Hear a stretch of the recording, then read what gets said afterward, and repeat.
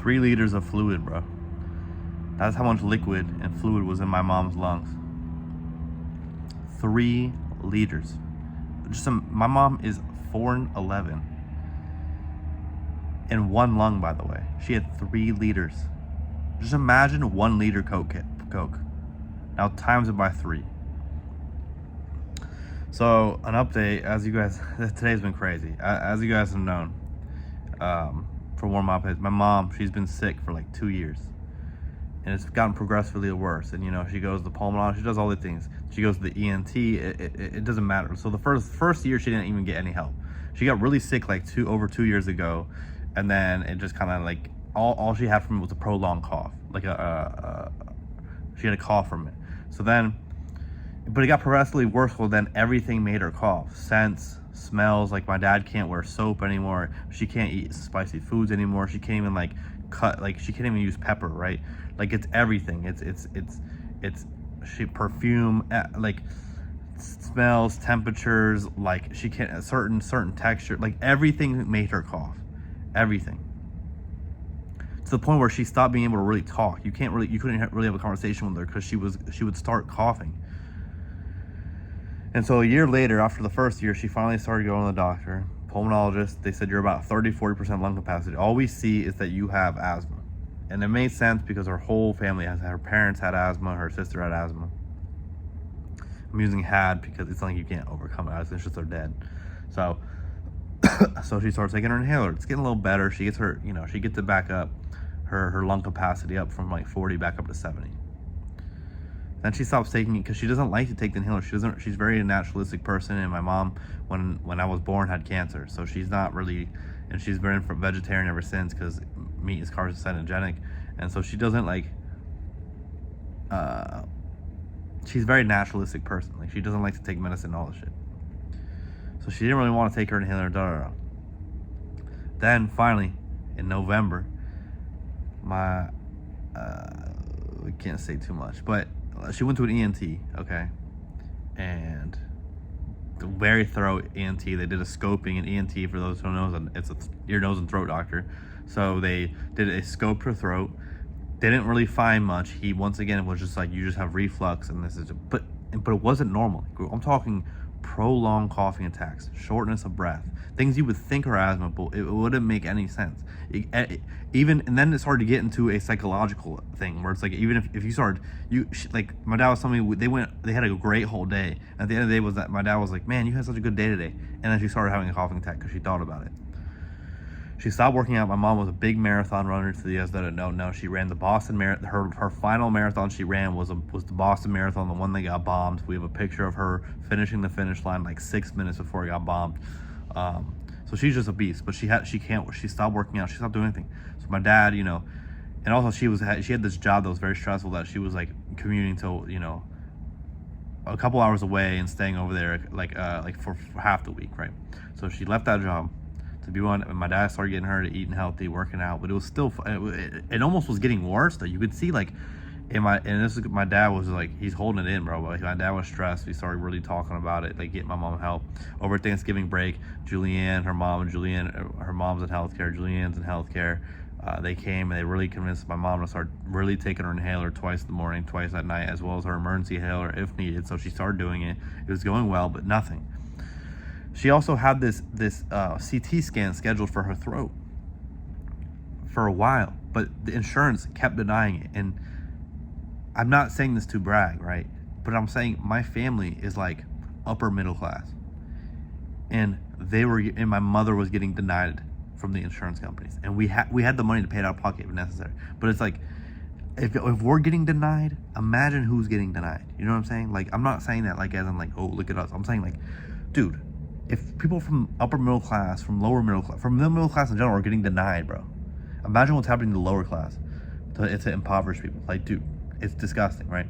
So she gets denied for over a month and a half, getting denied. She finally has a scan on this Friday. I didn't know about this. So now let me tell you about what happened today. I wake up. I've been sick, so I took off the day of work. I work from home, but I woke up to my dad calling me. And my dad, he sounded like he's about to start crying. And I've never, ever heard my dad cry in my whole life. My dad's a very stoic Italian dude. Never have I ever heard him cry. My mom said this only time she's ever heard him cry is when she had cancer. Never heard this guy cry. Never seen him cry. Maybe when he was like when his father died, when I was very young. And he starts sobbing to me on the phone, and he just keeps saying, I'm sorry. And he tells me, and then he's like, I just can't protect her. I can't. And I'm like, what happened? He's like, we're rushing to the ER now. I said, what happened? He's like, well, the scan came back fine, but then the second scan came, and the pulmonologist was like, she has fluid in her lungs. You need to rush her you need to go to the ER. I'll meet you at the ER. So I was like, Dad, I'm like, dude, this is, and I even said, like, I usually call my dad dude, like, we're very, like, we're not that close. So I was like, dude, I usually like that, but I was like, Daddy, it's okay. Like, I don't know what happened. I almost reverted back into, like, it was beautiful. I don't know what happened. This was beautiful. And I just want to make sure he got home safe, like, drive safely. Like, I know it's okay. Like, it's going to be okay.